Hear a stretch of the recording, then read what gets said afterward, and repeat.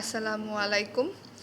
আইরিন জাহান বলছি। আপনাদের সাথে হচ্ছে আজকে বাংলাদেশের কিছু নিউজ নিয়ে কথা বলবো। কারণ অনেক ভাইয়েরা বলেন যে আপনি অন্য দেশের সমস্যাগুলো নিয়ে কথা না বলে আমাদের দেশের সমস্যা নিয়ে কথা বলুন। আজকে স্পেশাল হচ্ছে ২ জন নারী, ভাইরাল ২ জন নারী বাংলাদেশের নিউজে। এক হচ্ছে চরফ্যাশন ভোলা, তার কথা আমি আগে বলছি কারণ ভোলার সাথে আমার অন্যরকম একটা কানেকশান আছে। আমার ছোটোবেলাটা ভোলায় কেটেছিল। আমার বাবা দীর্ঘ বছর ভোলাতে সার্ভিস দিয়েছিল। চরফ্যাশন ভোলাতে একটা হচ্ছে শকিং নিউজ, ৬ বাচ্চার মা, ৩ বাচ্চা সহ একজন স্থানীয় প্রভাবশালী মুরাদ নামে, তার সাথে নাকি ভেগে গেছে। আর ওনার হাজব্যান্ড বলেছে ১৯টা বছর সংসার করে আমি বিশ্বাস করে সব কিছু তার কাছে দিয়েছিলাম। স্বাভাবিক, ৬ বাচ্চার মা, তার তো দেয়াটাই তো খুব স্বাভাবিক, এখানে অস্বাভাবিক কিছু নয়। আমি ওনার মধ্যে কোনো সমস্যা খুঁজে পাচ্ছি না। আর ওই নারী বলেছে উনি নাকি সুখে ছিলেন না। সুখে যদি নাই থাকে ৬ বাচ্চার মা কীভাবে হলেন? সুখে উনি না থাকলে উনি ৬ বাচ্চার মা কি হওয়া সম্ভব? তা তো ১-২ বাচ্চার মা হওয়ার পরই ডিভোর্স হয়ে যাওয়ার কথা তাদের। আর দ্বিতীয়ত হচ্ছে আরেকটা নিউজ, সেটা হচ্ছে মুরাদনগর থানার একজন নারীকে হচ্ছে বিবস্ত্র করে একজন আওয়ামী লীগের নেতার নামে হচ্ছে বলা হয়েছে উনি হচ্ছে জোর করে রেপ করে হচ্ছে বিবস্ত্র করে ওনার ভিডিও ছড়িয়ে দিয়েছেন। অবশ্যই বিবস্ত্র করে যে ভিডিও ছড়িয়ে দিয়েছে এইটা আইনের আওতায় নিয়ে আসা উচিত। আর পরবর্তীতে এটা প্রমাণিত হয়েছে যে এখানে যার কথা বলা হয়েছে অভিযুক্ত, সে শুধুমাত্র আওয়ামী লীগের নেতা দেখেই তাকে এটা ফাঁসানো হয়েছে, কিন্তু অরিজিনালি দুজনের সম্মতিতেই হয়েছে।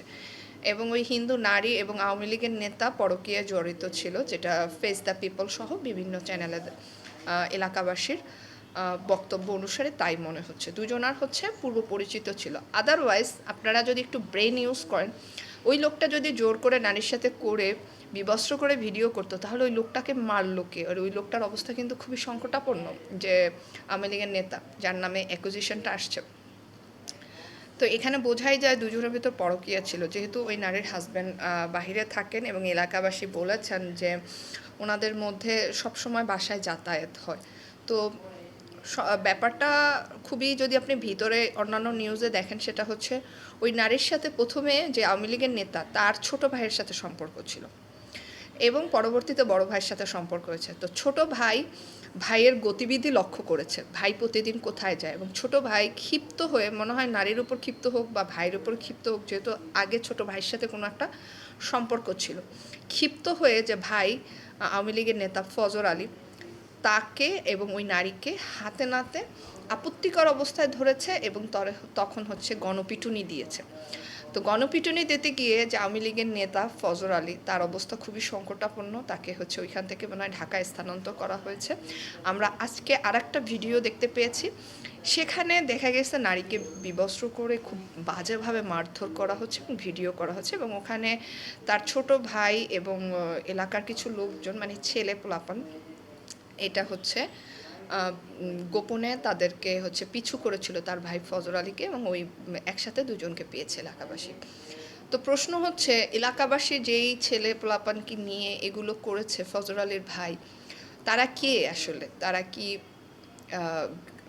গ্রাম্য পুলিশ? তারা কি আইনের লোক? তাদেরকে তো এই রাইট কে দিয়েছে যে একটা নারীকে বিবস্ত্র করে এই ছবিটা সে তুলবে, যেখানে দুজনের সম্মতিতে কোনো সম্পর্ক আছে? হ্যাঁ, আমি অবশ্যই পরকীয়াকে বলছি না যে এটা ঠিক, বা ওনারা দুজন যা করেছিল সেটা ঠিক করেছে, কিন্তু এখানে হচ্ছে এই ভিডিও করা এবং এটা হচ্ছে অন্যায় করা।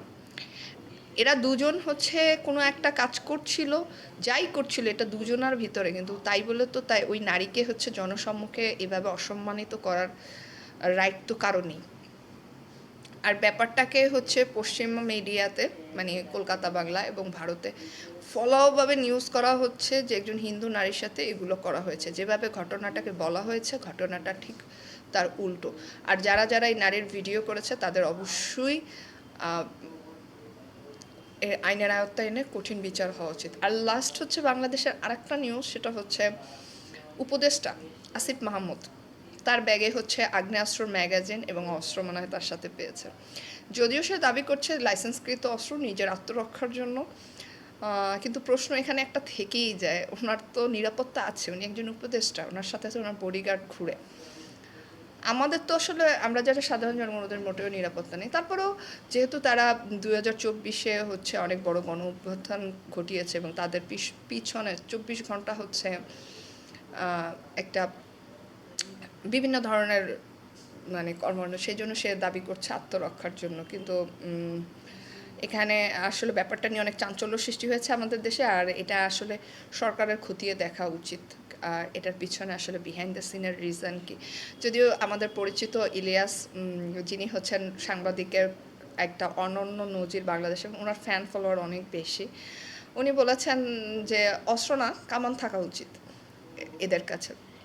ব্যাপারটা আপনারা কেমন দেখছেন জানাবেন। আমি এখানে কোনো মন্তব্য করি না।